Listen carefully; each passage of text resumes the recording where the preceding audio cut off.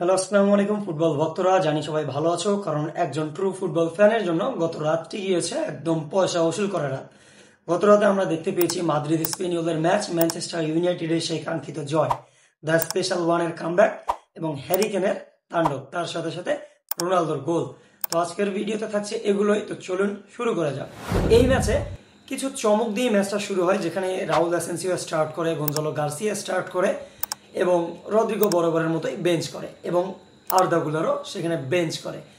তো এই ম্যাচে মূলত টিপিক্যাল জাভি বল দেখা গিয়েছে, অতটা ইমপ্রেসিভ খেলা দেখা যায়নি, বা মাদ্রিদ যেরকম আগে ডমিনেট করতো ওই রকম ডমিনেন্স দেখা যায়নি। বল পজিশন বেশি রেখে তারা মূলত তাদের ট্যাকটিক অনুযায়ী খেলা পরিচালনা করেছে। এক্ষেত্রে দুইটি গোলের দেখা পেয়েছি আমরা, সেই দুইটি মূলত ব্যাঙ্গার। এক পর্যায়ে মনেই হচ্ছিল যে ফেদে ভালভার্দেই গোল করলো নাকি, কিন্তু সেখানে ফেদে ভালভার্দে গোল করে নিয়ে ফেদেরিকো ভালভার্দে সেখানে মূলত অ্যাসিস্ট করেছে এবং তার অ্যাসিস্ট থেকে প্রথম গোলটি করেছে এডার মিলিটাও, এবং দ্বিতীয় গোলটি আমরা দেখতে পেয়েছি এমবাপ্পের পা থেকে, যেখানে মূলত অ্যাসিস্ট করেছে ভিনিসিয়াস জুনিয়র। তো আমরা মূলত অসাধারণ ড্রিবেল দেখতে পেয়েছি মাস্তান্তুয়ানোর। হয়তো আশা করা যায় কিছুদিনের মাঝেই মূলত আমরা মাস্তান্তুয়ানোর যে ফর্ম, সেই ফর্মটি দেখতে পারবো এবং কিছু অসাধারণ গোলও তার পা থেকে আমরা দেখতে পারবো। তো আমাদের ম্যাচে ব্যাক করেছে বেলিংহাম এবং চুয়ামিনি। হয়তো আশা করা যায় যে আসন্ন যে লালিগা গেমগুলো রয়েছে বা চ্যাম্পিয়ন্স লিগ গেমগুলো রয়েছে, সেই গেমগুলো রিয়াল মাদ্রিদ ফ্যানদের জন্য খুব ভালো কিছুই বয়ে আনছে। তো রিয়াল মাদ্রিদ ফ্যানদের জন্য আরেকটা খুশির খবর, সেটা হচ্ছে 2023 সালে ভূমিকম্পে নিজের পরিবারকে হারানো একজন ফুটবল ফ্যানের স্বপ্ন পূরণ করেছে রিয়াল মাদ্রিদ, যেখানে মূলত ম্যাচের শুরুতে তাকে দিয়েই বল ওঠানো হয়েছে এবং তার সাথে লা ফাব্রিকা মূলত একটা কন্ট্রাক্ট সাইন করেছে এবং তাকে সমস্ত খেলোয়াড় এবং স্টাফ মেম্বারদের সাইন করা একটা জার্সি উপহার দিয়েছে। তো এটাই হচ্ছে রিয়াল মাদ্রিদের সৌন্দর্য। তো এরপর আসা যাক ম্যানচেস্টার ইউনাইটেড এবং চেলসির ম্যাচ নিয়ে কিছু কথা বলা যাক। তো এই ম্যাচটি ছিল মূলত থ্রিলিং এবং একটা এন্টারটেইনিং ম্যাচ, কারণ এই ম্যাচের 4 মিনিটের মাথায় রবার্ট স্যানচেজ মূলত রেড কার্ড নিয়ে গোল পোস্ট ছাড়েন এবং যার ফলে চেলসি মূলত ওয়ান ম্যান ডাউন হয়ে যায় এবং যার ফলে ম্যানচেস্টার ইউনাইটেড বলা যায় যে এক পর্যায়ে ডমিনেটই করে তাদের উপর, এবং যার ফলে ব্রুনো ফার্নান্ডেজ এবং ক্যাসিমিরোর পা থেকে আমরা দুটো গোল দেখতে পাই।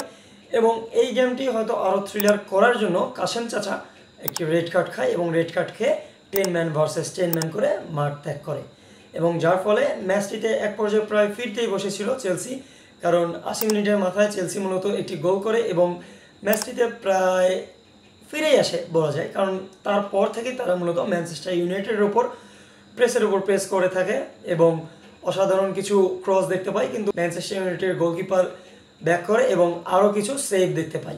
তো যার ফলে বলাই যায় যে ম্যাচটি পুরো থ্রিলিং ছিল এবং এই ম্যাচটি থেকে মূলত মূল্যবান 3 পয়েন্ট রুবেন অ্যামোরিম তার ঝুলিতে ভরে নেয় এবং স্যাক হওয়া থেকে বেঁচে যায়। কারণ বিভিন্ন গণমাধ্যম থেকে আমরা দেখতেই পাচ্ছিলাম যে 3টি ম্যাচ ম্যানচেস্টার ইউনাইটেড তাকে দিয়েছে এবং এই 3টি ম্যাচে যদি সে ইমপ্রেসিভ কিছু না করতে পারে, সেক্ষেত্রে তাকে হয়তো স্যাক করা হতেই পারে। তো এর ফলে দেখা যায় যে কোল পালমার সে মূলত কোল্ডি হয়ে যায় এবং এক পর্যায়ে পেদ্রো নেটো তাকে মূলত তুলে নেওয়া হয় এবং ঘরের মাঠে প্রায় অনায়াসেই বলা যায় ম্যানচেস্টার ইউনাইটেড তাদের জয় ছিনিয়ে নেয়। অন্যদিকে বুন্দেসলিগায় তো ঝড় তুলে দিয়েছে হ্যারি কেইন। হ্যারি কেইন আজকেও মূলত হ্যাটট্রিক করেছে। গত 4 ম্যাচে তার গোল সংখ্যা 11টি, যার মধ্যে রয়েছে 2টো হ্যাটট্রিক। আজকে মূলত সে হ্যাটট্রিক করেছে এবং সেক্ষেত্রে 2টো গোল পেনাল্টি থেকে এসেছে। তো এই পেনাল্টি যদি রিয়াল মাদ্রিদ করতো বা এমবাপ্পে যদি পেনাল্টি থেকে গোল করতো বা রোনালদো বা পেনাল্ডো যদি গোল করতো, সেক্ষেত্রে মূলত নেট দুনিয়ায় প্রায় 6 লাভই হয়ে যেত। যদিও এটা হ্যারি কেইন, সেই জন্যই হয়তো এটা নিয়ে কোনো কথা হচ্ছে না। তবে আমি কেন জানি একটা ব্যালন ডি'অর সিজনের দেখা পাচ্ছি হ্যারি কেইনের পা থেকে। আপনাদের কি মনে হয়? তো এরপর আসা যাক the special one, Jose Mourinho. Jose Mourinho প্রায় 20 বছর পর তার প্রথম ম্যানেজ করা ক্লাব বেনফিকায় ফিরে যায় এবং সেক্ষেত্রে যখন ভিডিওটি রেকর্ড করা হচ্ছে তখন পর্যন্ত তারা 3-0 আপে থাকে। তো বলা যায় যে স্পেশাল ওয়ানের একটা স্পেশাল কামব্যাকে হয়ে যায় এবং অন্যদিকে আল নাসেরের হয়ে রোনালদো গোল করে, জো ফেলিক্স গোল করে এবং কিংসলি কোমান গোল করে। তো 3-0 গোলের ব্যবধানে তারা মূলত এগিয়ে থাকে যতক্ষণ পর্যন্ত ভিডিওটি রেকর্ড করা হচ্ছিল। তো এই ছিল গত রাতের ফুটবলের কিছু আপডেট। যদি এইরকম আপডেট পেতে চান চ্যানেলটি সাবস্ক্রাইব করে পাশেই থাকবেন। দেখা হচ্ছে অন্য কোনো ভিডিওতে। ততক্ষণ পর্যন্ত চ্যানেলের যে অন্য ভিডিওগুলো রয়েছে সেই ভিডিওগুলো দেখে আসার আমন্ত্রণ রইল। আসসালামু আলাইকুম।